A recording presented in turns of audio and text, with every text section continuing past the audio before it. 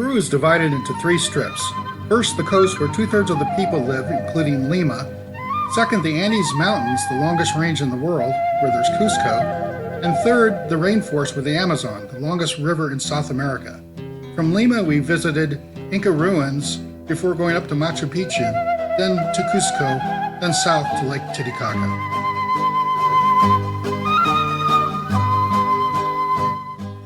While perusing Peru's chronicles, I found a quote from the Spanish conquistador Pizarro. There lies Peru with its riches, here Panama and its poverty. Choose each man what best becomes a brave Castilian. Pizarro, 1531. Peru is a land of riches, which any navigator would set his eyes on. Pizarro and his party arrived in Peru during the Inca reign of Atahualpa.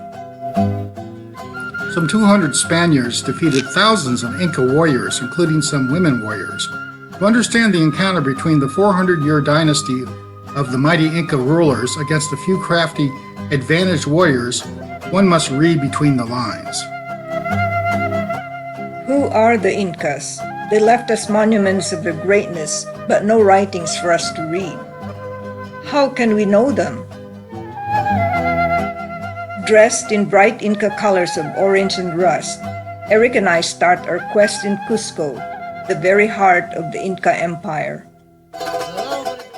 At 11,000 feet, the Andes mountain air is thin, so our tour called Overseas Adventure Travel takes us to the Sacred Valley first, at 9,500 feet, to adjust to the altitude. This is the fertile Sacred Valley.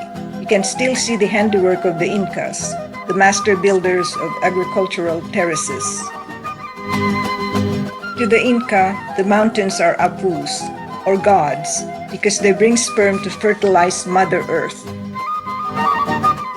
This Garden of Eden, irrigated by the Urubamba River, is flowing with potatoes and corn of every variety, color, and size.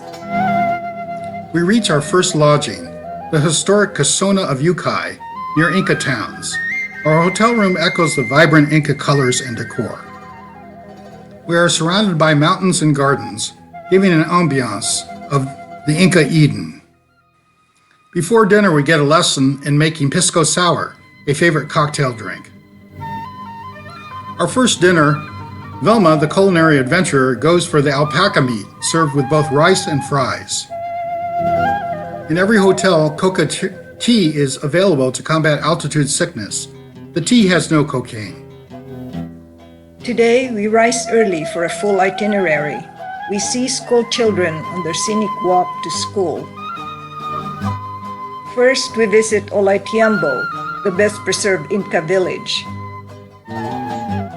Ollantay was the general who started to build the Sun Temple, where he wanted to marry Happy Star, the king's daughter.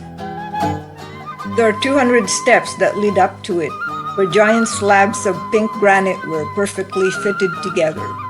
Raul, our guide, demonstrates how they haul boulders to the top with the use of 2 wooden poles and pulleys.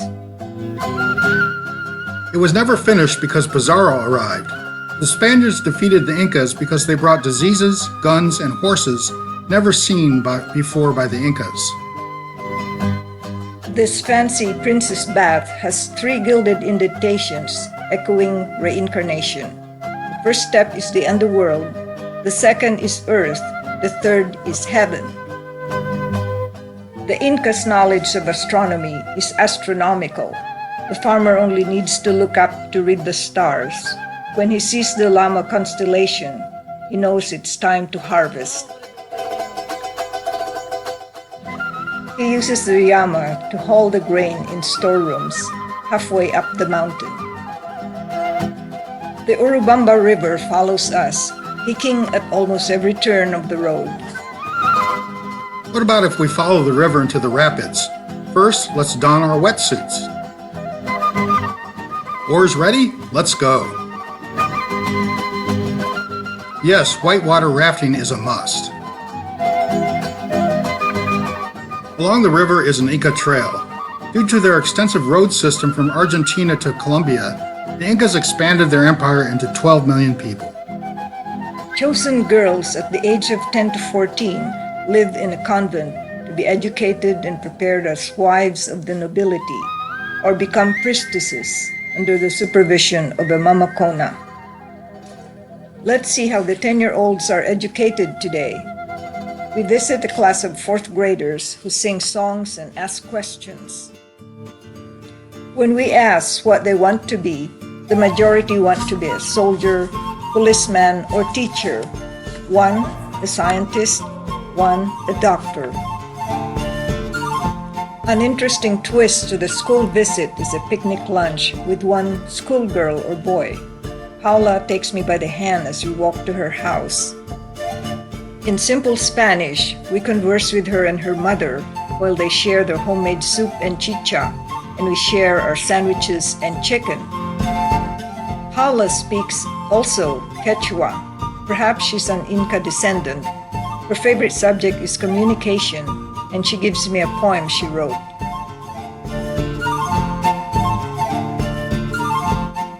Through a zigzag road, we climb up for a closer look of Pisac's farming terraces, carved out of the mountains by the Incas. First, they put rocks at the bottom half, then pack soil and llama droppings at the upper half. For irrigation, they use aqueducts to carry melted snow. I'm greeted by a handful of vendors in their colorful everyday attire. Up here, I get a panoramic view of the town of Pisac.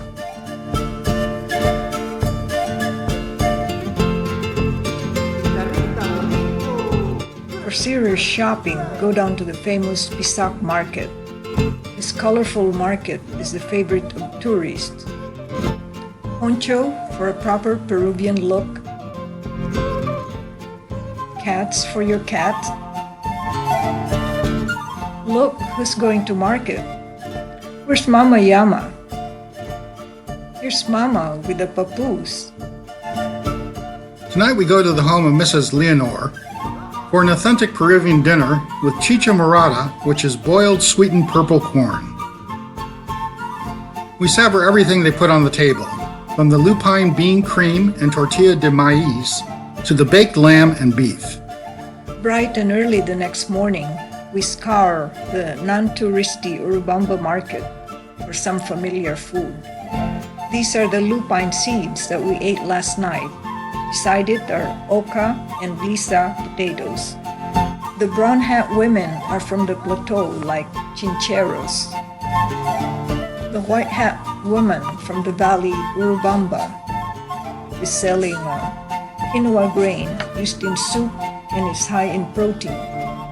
This white hat man is from Wayobamba, selling sprouted corn, which is fermented to make chicha. Here's some Andean cheese. This truckload of potatoes has some of the 2,000 varieties grown in the Andes.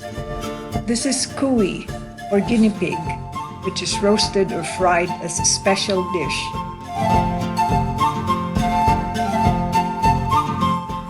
All aboard Peru Rail for a scenic hour-and-a-half ride to the highlight of our trip to Peru, Machu Picchu.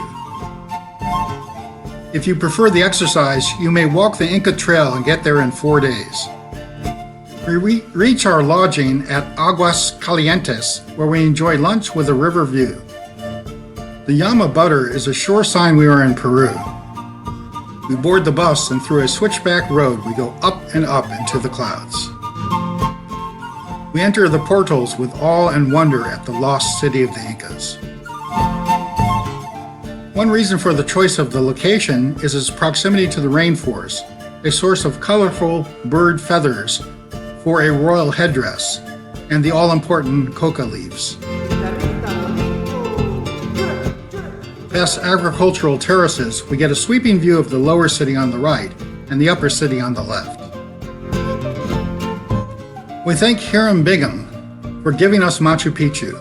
This American explorer and Yale University historian came looking for Vilcabamba, the last stronghold of the Incas, while the proselytizing Spaniards came looking for the University of Idolatry, but never found it.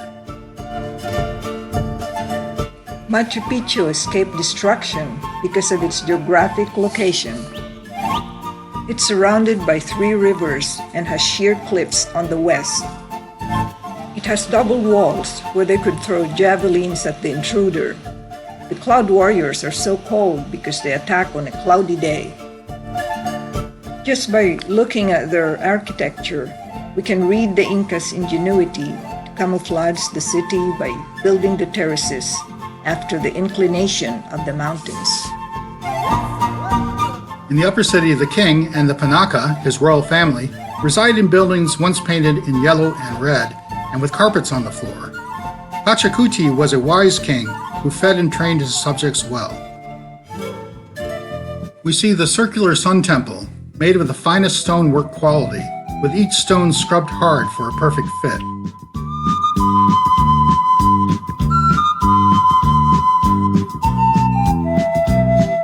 Adjacent to the temple is the princess's house of 2 floors, thatch roof and a small door.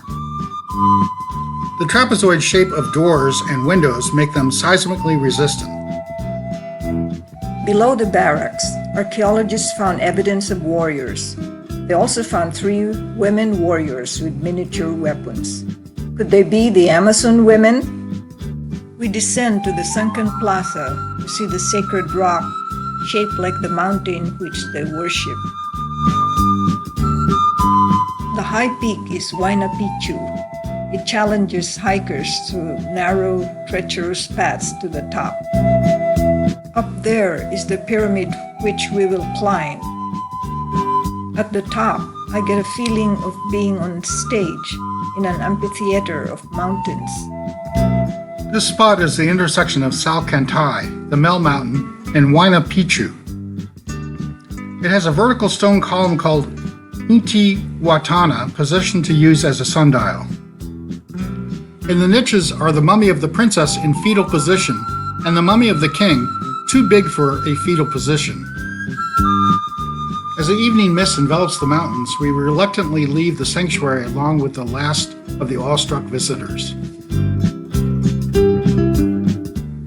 On the second day, we revisit our favorite haunt, Machu Picchu, on a different light. Through the early morning fog such as this, and the overgrown vegetation, Hiram Bingham got his first glimpse of stone walls that look like a work of art. We're greeted by a herd of llamas peacefully grazing in this Inca Garden of Eden. ¿Cómo se llama, llama? The Incas used these beautiful animals for carrying water and building materials, as they did not know how to use the wheel. When they die, they use them as food and leather. Most importantly, they're used in different Andean terrain because of their high tolerance for thirst. But when they're tired, they kick and spit and refuse to move, or pretend to sleep until they are rested. Machu Picchu was also used as a sacrificial center. At the Festival of the Sun, they sacrifice a llama. There was no human sacrifice here, only at higher elevation of 20,000 feet.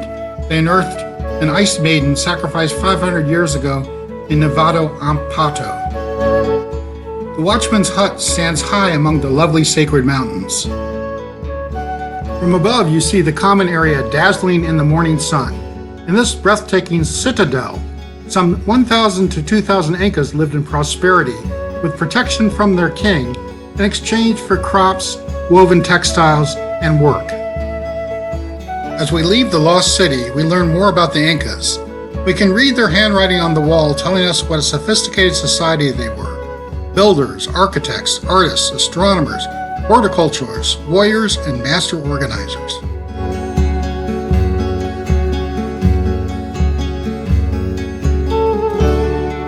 On the way to Cusco, we pass by this chicha bar. Anybody thirsty? Raul has a better idea. He takes us to the beer factory of Mrs. Mercedes, who soaks the corn kernels for 20 days to sprout. After boiling them for 3 hours, she ferments them by adding beer sediment. The pink one is strawberry, the kids' favorite. Raul stops our bus to photograph a family winnowing havas beans. Here's a pastoral scene of a family going home to their orange house with an entourage of donkey, pig, and sheep silhouetted in the setting sun. Now that we're acclimated, we can go to Cusco at 11,000 feet elevation. We'll stay for 3 days. At the San Pedro Market Central, we see that breakfast is the biggest meal, consisting of a hearty soup preceding the main course. This is moraya, a white dehydrated and rehydrated potato. Chuño is a dark-colored frozen potato. Here's some colorful flower vendors. Here Raul buys cherimoya for our dessert at the Polleria, the local Kentucky Fried Chicken. Guess what this lady is dishing out? Bull penis for the sopa de cardan. Raul buys this sweetbread, a delicious snack between visits from the alpaca factory to the silver factory. It will be great with Inca Cola. This is the alpaca factory where we buy alpaca sweaters. This man is weaving a rug in his loom. This place is called Saksai Woman. And here is my Saksai woman.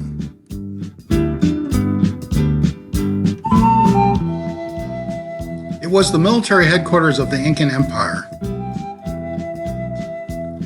Here the warriors learn to attack or ambush and become great soldiers because they start them young. From the top floor, they'd whirl a slingshot with a heated rock that turns into fire. The Spaniards could not go to Cusco because their horses were afraid of these fireballs, so they said in their chronicles. These big boulders were moved from the mountains of Glacier nearby with the use of huge llama leather cables. This is the Valley of the Mummy. Mummification in this cave is compulsory to the Inca, but a sacrilege to the Spaniards, who thought it was human sacrifice. The mummies are given a royal treatment by taking them out for combing, powdering, and half an hour of sunshine. It is legal to marry a mummy. One king, Huayna Capac, had a beautiful wife from Quito that produced a son, Atahualpa. He had another son, Huascar, with a woman from Cusco. But the king died of smallpox, so to secure her son's throne, the mother married the king's mummy, causing a civil war. Atahualpa won. Festivals abound in Peru. We're in the middle of one, where children parade in colorful costumes. Men in masks kiss the tourists. The long noses and mustaches poke fun at the Spanish.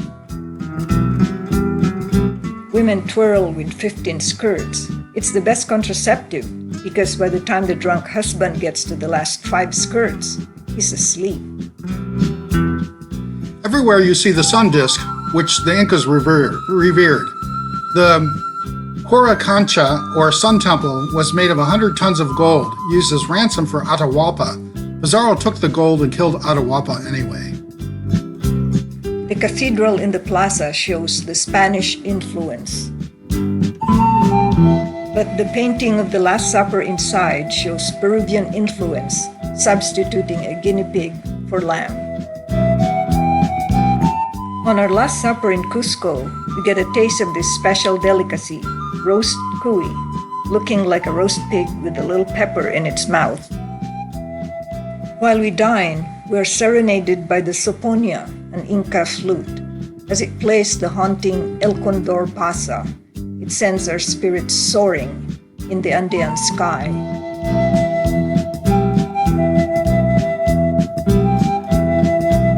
We drive south to Puno at 13,500 feet elevation. Girls in brightly colored dresses with baby llamas are a common and lively sight. On the way, we see a llama herd. They thrive in the cold, high plains between the mountain ranges.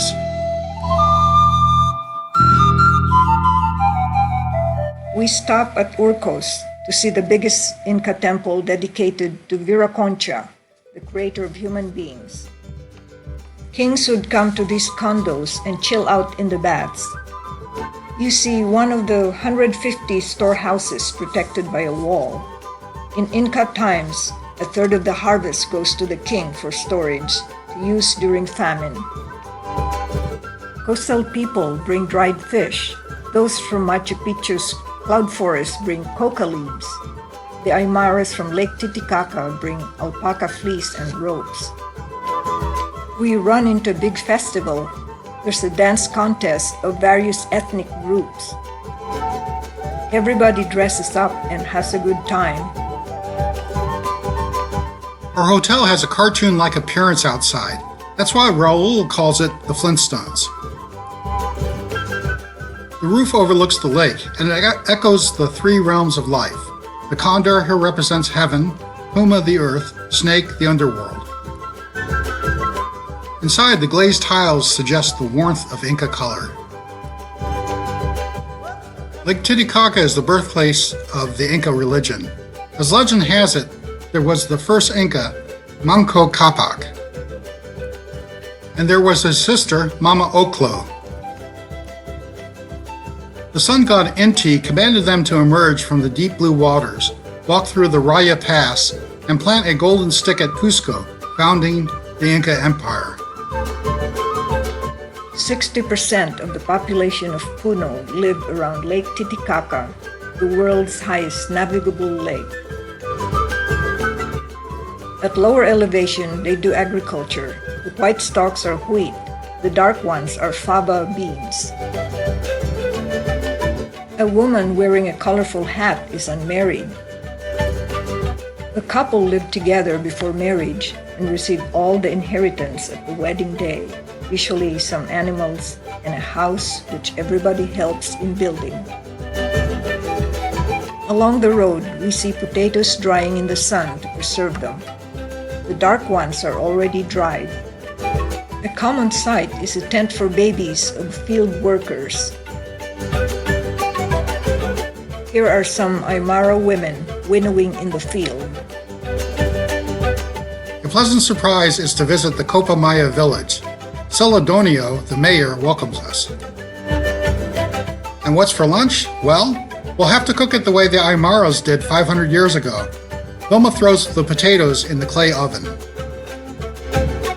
Then the women collapse the oven, burying the potatoes in the hot soil.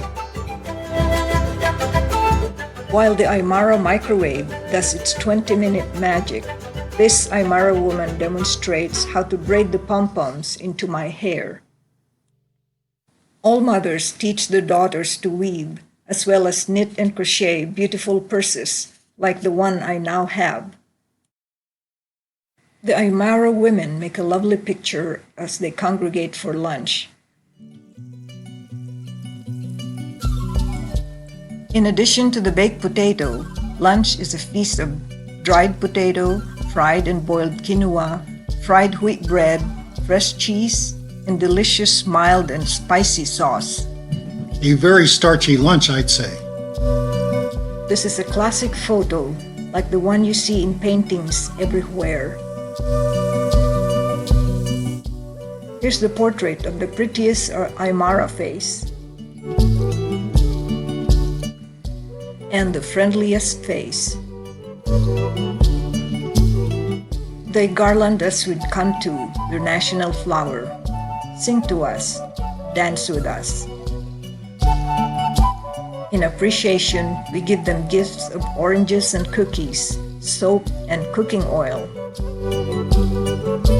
We pay homage to the Temple of Fertility, where ceremonies are held for Mother Earth. Interestingly, the church next door has a tower with a phallic symbol. Couples come here first with coca leaves before they go to church. What do you think they do here?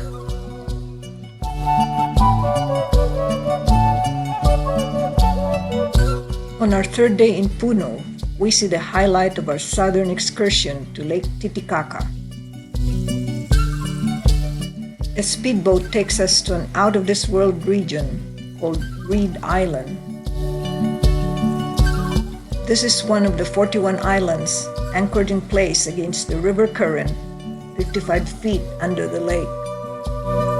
What an exciting experience to step foot on one of the spongy islands called Utama.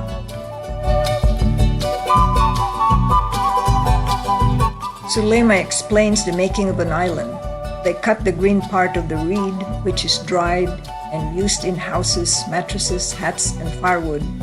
They leave the white part to grow or eat it as it has fluoride, good for the teeth, and iodine, good for goiter. 7 families lived together. They would pull the roots of the reed, tie them up to make a platform for the island, cover it with reeds, adding a layer every 2 weeks as the bottom deteriorates. What happens if the families don't get along? They don't hire a lawyer. They hire a big saw, cut off the island and drift away. The saw is the lawyer. Here's the kitchen, but where's the bathroom, the visitor would ask. It's in the reed bushes, consisting of a container which they neutralize with lime and ash. If you see one rowing fast, she is going to the toilet. The main activity is fishing, breeding birds, and handicrafts. Let's take a leisurely cruise on a reed boat to see the daily activities. They're building a boat using blue plastic sheet filled with empty plastic bottles for flotation. An excellent way of recycling. Here's an Aymara woman drying reeds. Here's a line of model homes. Take your pick. No mortgage to pay.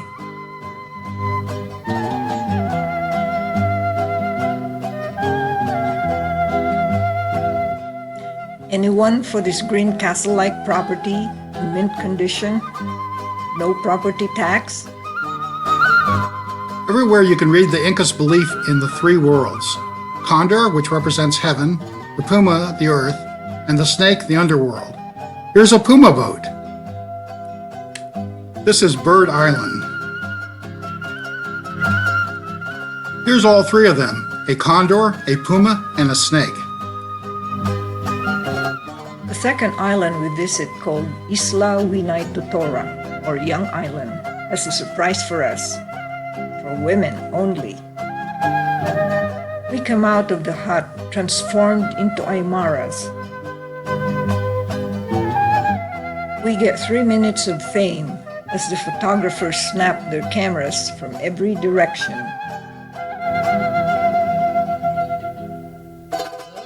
With solar-powered TV sets, women enjoy soap operas. They have schools and a Seventh-day Adventist church. They have midwives, and a common illness is high blood pressure due to the salt. Most stay and become a teacher. They value their customs and the absence of taxes. Only one islander wants to leave, if he could only find a job on the mainland, so he can buy a house and rid himself of the reed house on the Reed Island. They sing a farewell song about their forefathers, the descendants of the first Incas who did not have education as these islanders do. But they're extremely proud of their ancestors, the mighty and incredible Incas.